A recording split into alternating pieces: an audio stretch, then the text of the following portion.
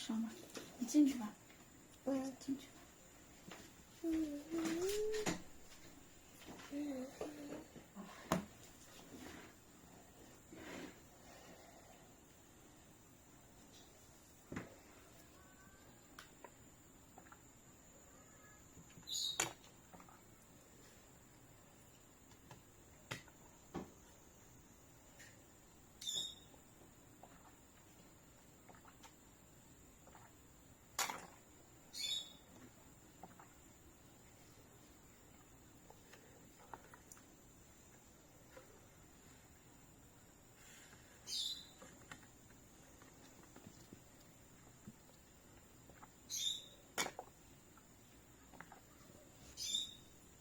Hello. Hello. Welcome back. Okay. I'm drinking milk. Okay, it's that's very chocolate. good. I'm drinking water. This milk is chocolate oat milk. Oat milk. Okay. Which I don't. I love oat milk. I mean, I don't know if there's even such a big difference. I don't know why it just tastes better than just milk. Have you ever tried almond milk? No. No, I didn't. I think you'd like that. I didn't. Maybe give it a try. I guess I'll give it a try. Good. Can you please type the name in the chatting box? I'm gonna take a screenshot. Thanks. You're welcome. Coming straight away.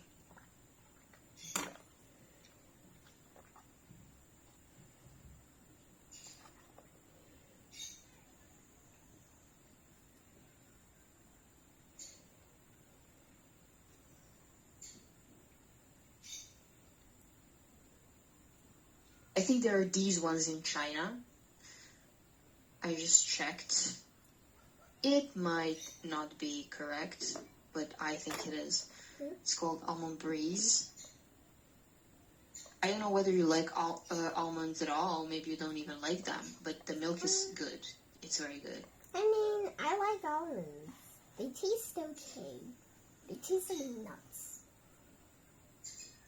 I mean, yes. I think that's They're just basic.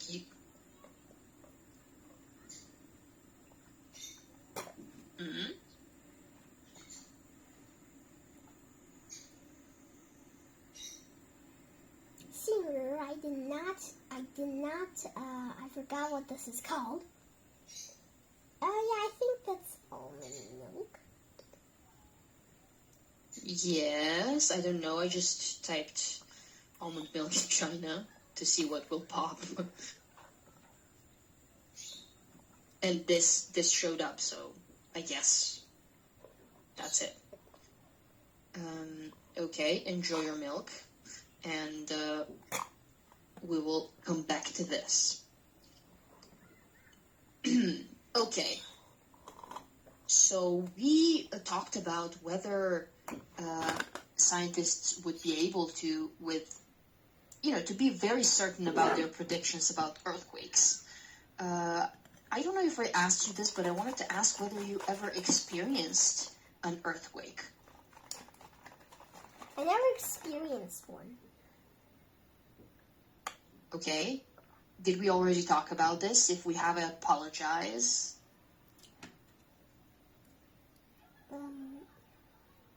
You mean what?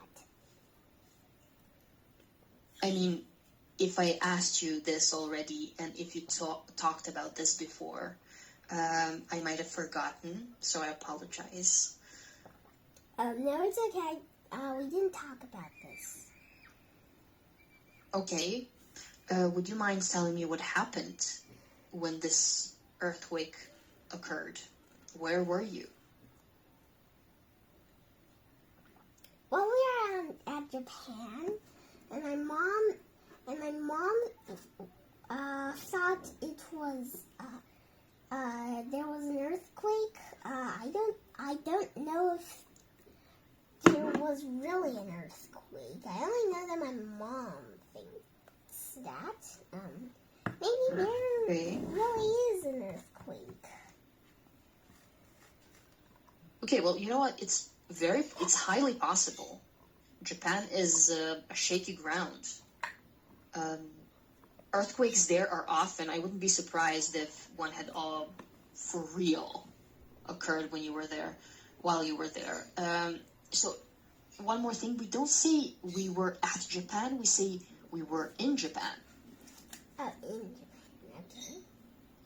Yes, I know it's an island, and when we have an island, we have a tendency to say that we were on the island, right?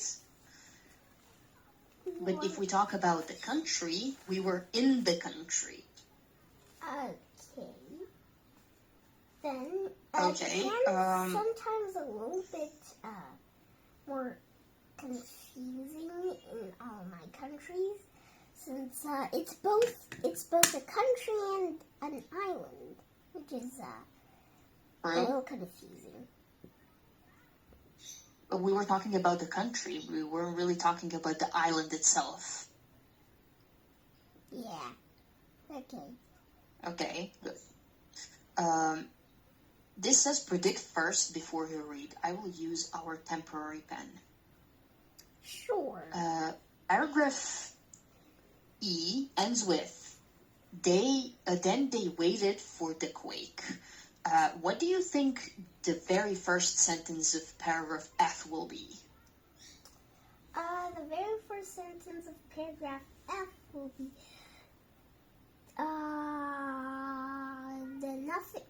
they waited 4 months and nothing happened, so they were devastated.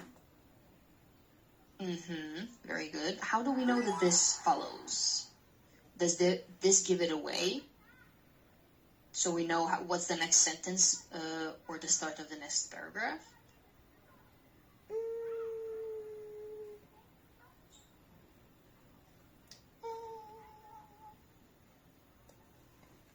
If you wait for something. Well, the start of the paragraph should And I write always be what happened. Okay. When what happened after waiting for a decent time.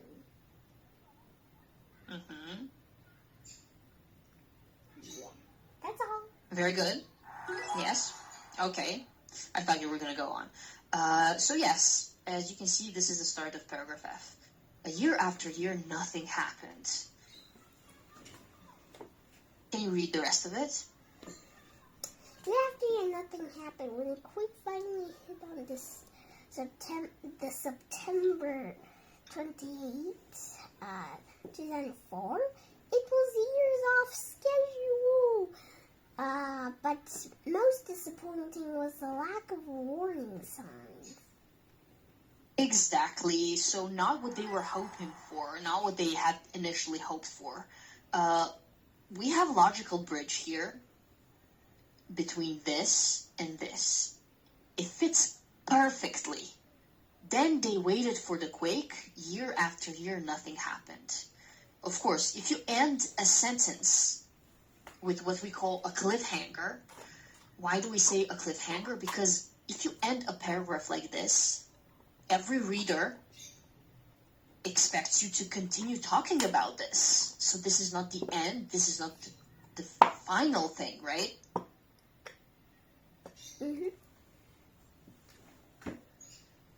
So the only logical move after this is to continue talking about this.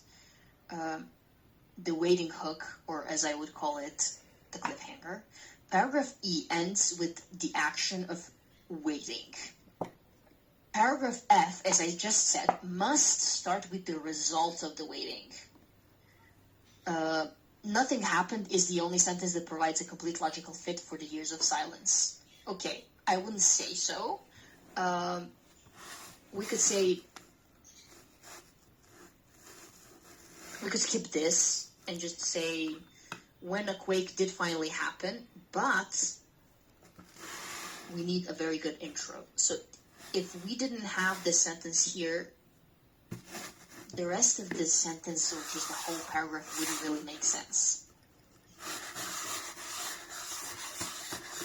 Okay, we're here at the turning point. I love being at the turning point. That means something's gonna happen. Okay.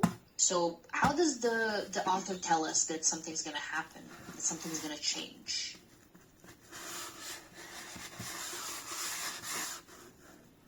Let's read this, and after that, let's read this.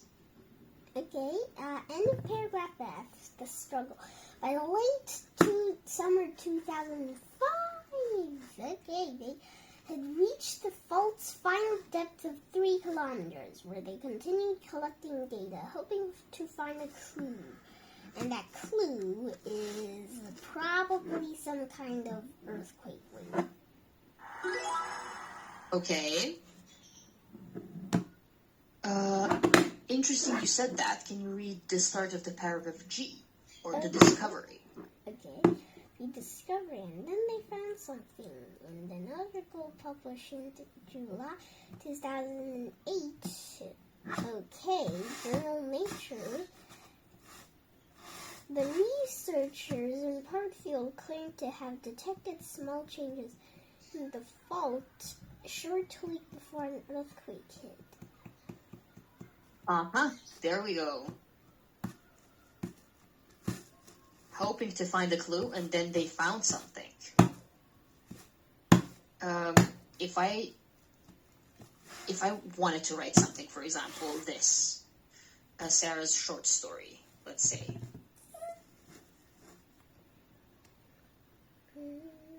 A long-time share are surviving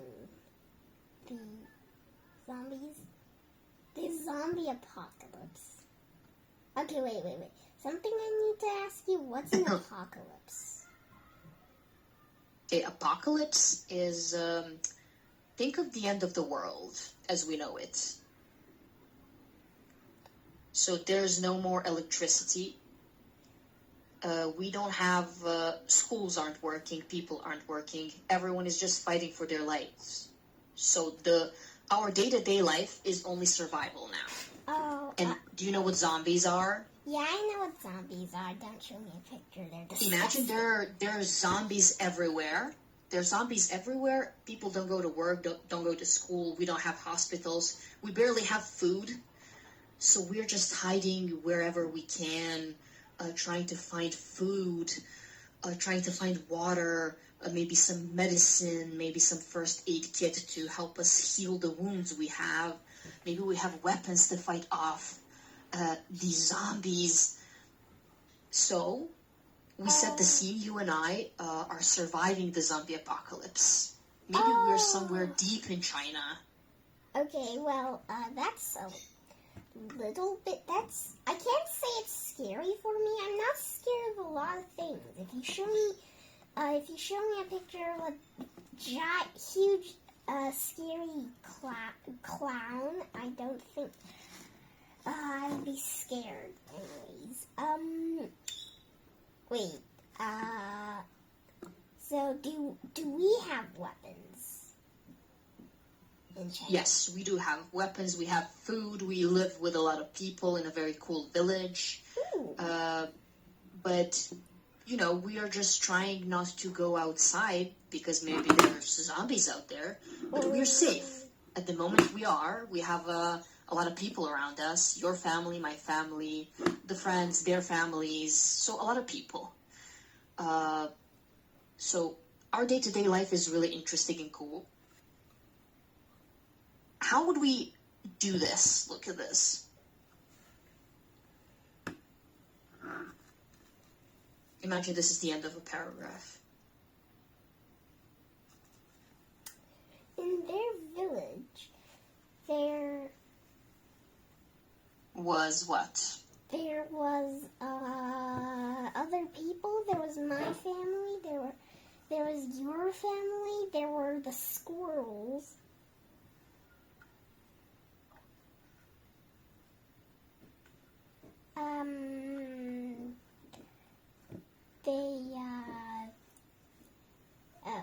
They're very happy until one day they weren't. This is the end of the paragraph. How would you start another paragraph? Um, Following paragraph. We're gonna say why they weren't happy. Okay. Let's say because they were surviving the zombie apocalypse or something. Or is this? Yes. Oh, okay. Okay, go on. What do you wanted to say? You wanted to ask something.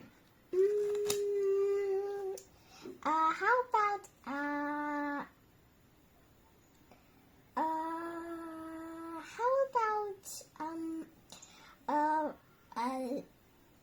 the squirrels stored many walnuts. Oh wait, okay. The first sentence is, there was a zombie apocalypse. Everyone was running around, going crazy from outside the city. The squirrels. Yes. The squirrels decide to help. Fat Gus will stay in guard. Fat Gus and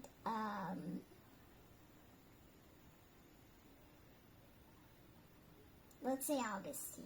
They're sisters, you know. Okay. Marty and Yes, I know. Rick, they go Good choice. collect walnuts. Of course, Frank will map out the route, escaping route to keep them safe. The other people Okay. would be finding other resources, since Smart. squirrels they are just a few squirrels. It's just a squirrel in the gang, so there's not much squirrels Okay. to do everything. It's not a whole group of squirrels. A group with 500 squirrels. It's not. Yes. Very good. I love how you implemented your squirrels in this. It sounds very needed. What I wanted to say, that maybe one day something bad happened. We were happy until we weren't. Maybe a squirrel got out of the village and we couldn't find it. Oh no. Which squirrel would you think would escape and get lost? I think it would probably be Frank. He's the dumb one. He's kind of gutsy, bold, and dumb. He's the most easiest one to get distracted by a bird and go to Yes. go to an airline and accidentally fly himself to the Egypt or something. Very true. Yes, I know that. You mentioned that about him. However, turning our attention back to this. So we know that we need to answer to this. However, here we have the clue hook. The phrase hoping to find a clue creates a question. Did they find it? Did they survive the apocalypse? Which squirrel got out? What happened? So paragraph G answers this immediately with the following sentence. I want you to know that this is a very powerful thing in writing. It's a very cool pattern when you write to connect two paragraphs. It keeps the reader's attention. Okay. How do small words connect to different parts of the story? Small words. What are small words? I actually don't know. Is it words that are small? In, and, like that? Yes, very good.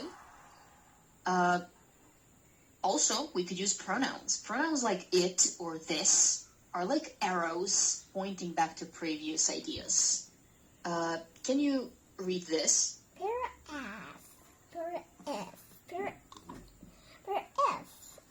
Scientists reviewed the data but could find no evidence of anything unusual preceding the quake. It led many to believe that perhaps earthquakes are random events. Logic. Yes. Yeah, the brainy stuff. The Yeah, brainy stuff. yeah, the brainy stuff. The brainy stuff for whoever is looking at this iPad and thinking about this class and maybe spying on us. And the logic, the brainy stuff, it points back to the entire fact that scientists found no evidence of warning signs. But you can't just say, scientists reviewed the data but could find no evidence of anything unusual preceding the quake led many to believe that. That's too long. Plus, you really just you copied. They're Exactly. They're two same sentences. Very good. And we don't want to do that. Yeah. Now we have the second clue here. Can you read this as well? It's para H. Paragraph H. This. Although there is still a long way to go, it appears from the research being done all over the world that earthquakes are not entirely random. If this is so, in the future we may be able to track the Earth's movements. Logic, the brainy stuff. This points back to the conclusion that earthquakes are not entirely random. Not. Very good. Not entirely random. We understand how these pronouns work very well with such large text. Okay. We understand that. Right? Yes. Very good. How can we avoid falling into logical traps? Important thing, really quickly. In exams, extra paragraphs use bait words to trick you. Look at the topic, not just the words. In some exams, there are some baits.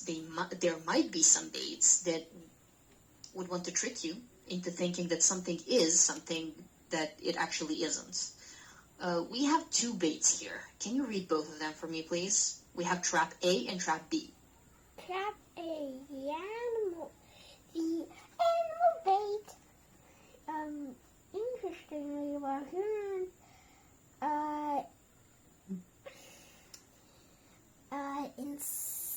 instruments fairly to register any immediate danger, local residents report stern animal behavior. Dogs were seen barking uncontrollably, and birds fled the area for days.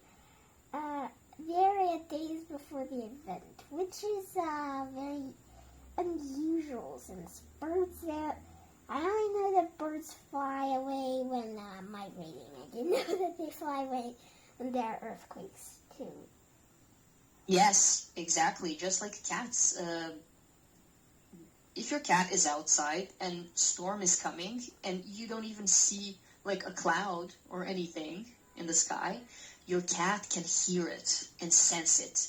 And the cat has a tendency to hide when there's a storm out there. And every time, without a fail, Ivanka, my cat, both of my cats, they hide.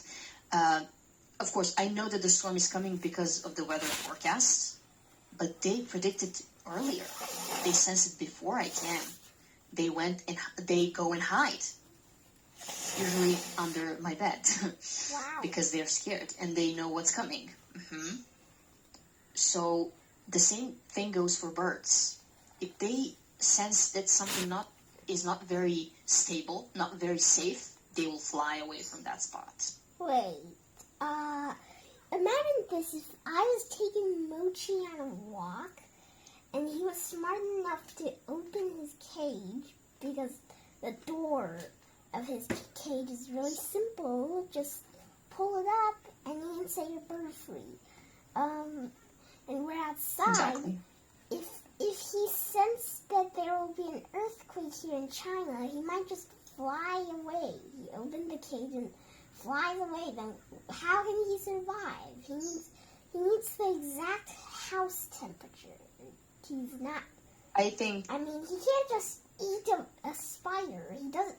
He doesn't know what spiders to eat. But the good thing is maybe that he can learn from some sparrows, I guess. Then, and I think yes. I don't think that's about what we're talking